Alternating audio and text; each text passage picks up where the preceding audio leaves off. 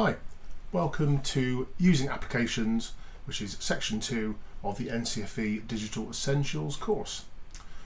Right, so what I'm going to talk about here is, unsurprisingly, using applications. We're going to be looking at applications on the computers that you install, as well as the core functionality of the operating systems across Windows 10, 11 and smart devices. Okay. So this is my Windows 11 desktop. There's a few differences to Windows 10, but actually in practice there's not very much difference. So down the bottom I've got my Windows Start key.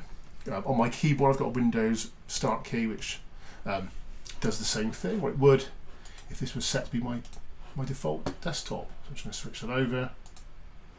Oh, here we go. So this is my desktop for my computer.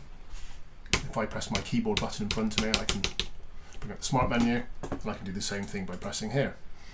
The Start menu gives you instant access to commonly used items, access to recommended files. It lets you search for things. Equally, I can search by typing straight into here, and I get some nonsense news that I'm not interested in, and applications on the left-hand side. And I can search for things here like BBC, and it will give me instant access to websites. At the same time, if I type in something like an application like PowerPoint, it will realise that PowerPoint is, hopefully it will realise, PowerPoint's on my computer. It will give me an option to load the application here, as well as show me recent files that I can pop open. So that's my Start menu. Get rid of that. Along the bottom here we've got shortcuts to applications in much the same way as these shortcuts here to games and files and applications. I've got my recycle bin in the top left here, which is where deleted files go. You can empty that if you're running out of space, or you can restore items from there to get them back again. The items down the bottom are also applications.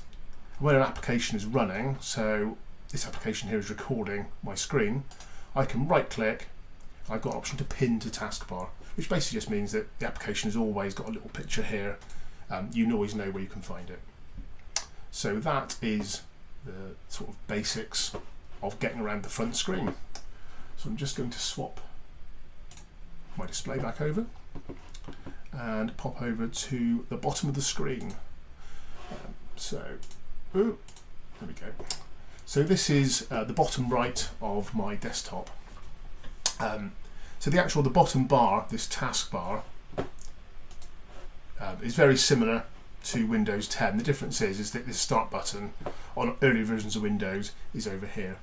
And for Windows to make sure you knew you had a new copy, they've put it in the middle. And you can put it back if you prefer. So I'm going to go to my I've got multiple mouse cursors on my screen, which is confusing me. So the bottom right of the screen, you will always have a little arrow up here, and the arrow shows you applications running on your computer. So it's basically programs running, doing things for you in the background. So you often find things like Google Drive or Microsoft OneDrive backing up your files, if you have access to those.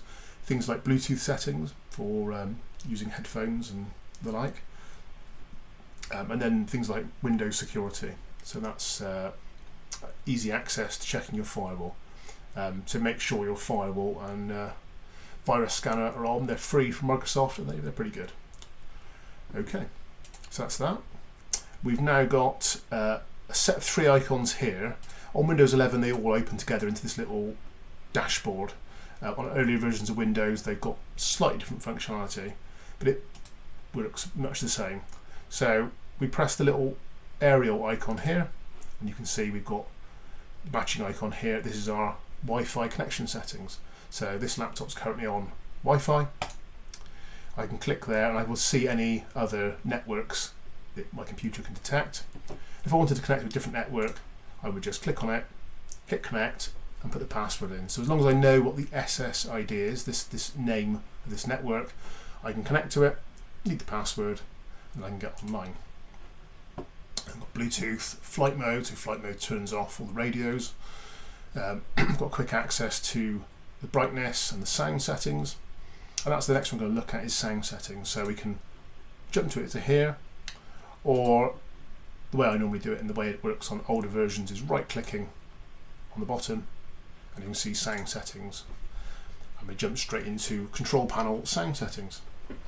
And you can see over here we've got output. So output is the things that we hear, that's the speakers, and I can choose which device. So I could have the sound coming out of what it thinks is a pair of headphones, it's not, out of my monitor or out of some other virtual device. Lower down I've got my input devices, so that's how you're hearing me, the microphone, and I've got a bunch of different microphones. So this is the one built into the computer, and this is one sat on top of my monitor. And again we've got volume controls for all these devices. So that's that. We can see, because it's a laptop, we have battery indicator. Then over here we've got the time and the date. If you want to change those, if they're not working for some reason, you can right click and choose adjust date and time. Normally that's pulled in from the network quite easily. And then finally we've got the display settings. So all we need to do is anywhere on our desktop we can right click, so that's the right mouse button, and choose display settings. Or again, from our control panel we could have just searched for display settings. And you can see that I've got two monitors connected. If I'm unsure which monitor is which, I haven't got two connected actually, this is my laptop screen, this is my monitor. If I go back to my other device, I'll put this over here so you can see it. If I hit identify, no, it's not working properly, there we go. You can see the one in the corner, so it tells me which display I'm on. Okay, so let's swap back into here. So we've got two displays. We've got options here to extend, duplicate, or show only on one device. So extend is what I've done now, where I've got one big continuous screen running across the monitors. Show only on means that you switch off the other monitor effectively. And duplicate means that you can show the same thing across all the monitors, which is quite handy if you've got a presentation. We've got a button here to make this my main display. So that's the button I pressed to choose to make one of the screens the one that gets the recycle bin. It gets applications loading on there automatically. And you can see we've got things like brightness, night light, which makes everything a bit warmer. We've got scale, which increases the size of typed elements and icons and things. And we've got display resolution. So if I go to this one, you'll see the display resolution jumps to a very large 3440 by 1440. That is the number of pixels, the number of dots that my screen is composed of, so width by height. Generally speaking, we just pick the one that says recommended. So when you plug in a monitor, the monitor will hopefully transmit a signal to your computer that will say, I am a monitor of this size. So if you pick the one that's recommended, hopefully you'll get the sharpest possible display, and then you can adjust how big things look using scale. If you try and use this to make things look bigger, you can end up with quite a soft picture. The other thing worth pointing out from here, which we could search for, but we can also see it's here, is there's lots of accessibility features. So things like the size of text, visual effects, mouse trails so you can spot the mouse, which I could probably do with, a magnifier so you can increase the size of screen where you're looking, colour filters for people with dyslexia, just lots of features if you're any sort of vision impairment or any struggling with any part of the computer at all. We've also got lots of closed captioning and narration, so the computer will talk to you to confirm what it's doing. Okay, so now we're going to have a quick look at stores. So I'm going to go back to this one, and on Windows we can search for Store, and Microsoft have their own store called Microsoft Store. Now if we wanted to, we could just go on a web browser like so, and we can just search for download software, and I could go, open Office, I want a free copy of Office. So things like a word processor, a spreadsheet, and I can just download the Windows 32-bit or 64-bit exe, a runnable file I wanted to. That's obviously much riskier because if this website's been compromised in some way, there's a chance I could get a virus. So what Microsoft has done, it's not just for the good of the community, but what they've done is they've put in their own store. So this should be safer for most purposes. And it's going to load. Where's it gone? I thought we did it. I can't see it. Ah, there it is. Okay, so let's pop over to there.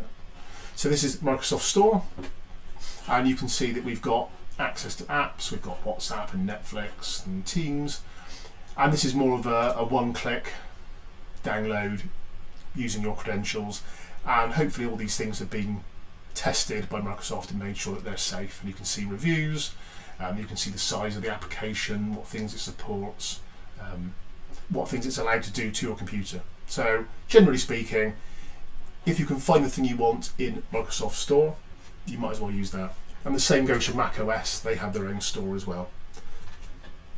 Okay.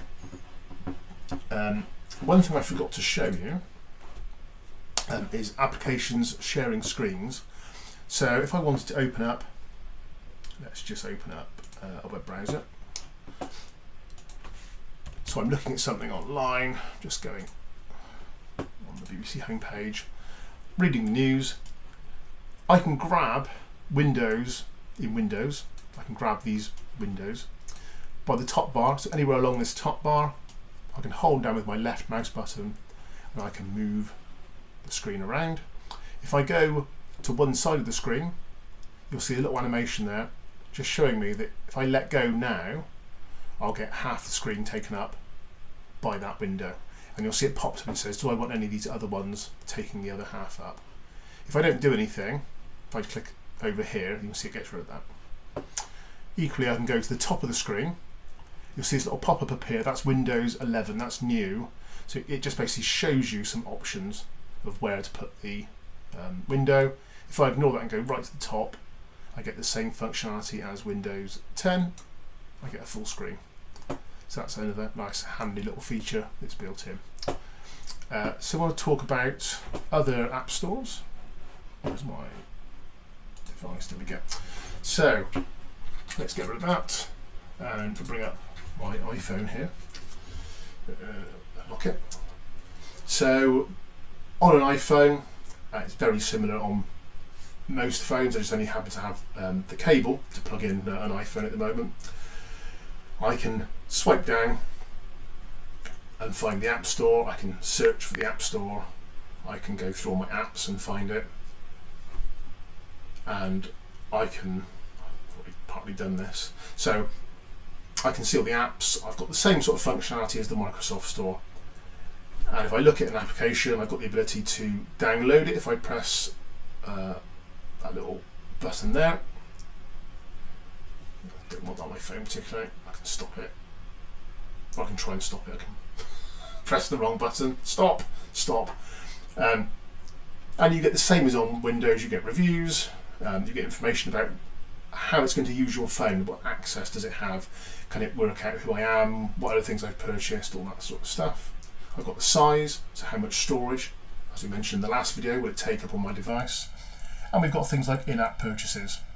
So all the things it's going to try and upsell you. So it's a free application, doesn't cost anything at the top, but down here you can see that it's going to try and get money off me, or money off my kids through me. So that's that. And most phones will have a settings app. I can just search for settings. And that's your quick access to things like Wi-Fi, again, accessibility. Most of them now, if you swipe up or down somewhere, you'll be able to jump to those things. So say I want to magnify my screen. Is it going to bring it up? No, it's not. Let's just go accessibility. Accessibility. You can see all these different, I thought there was a magnifier on this, I can't remember. But you've got loads of different stuff on there. Very much like the ones we were looking at on Windows. I don't have a Google phone to hand, but on Google it's something like this on most phones. So Samsung phones, OnePlus phones, Google themselves, LG and Sony. You're looking for this Play Store icon. and you'll get access to roughly the same things. So there you go. That is applications for the course. Thank you very much.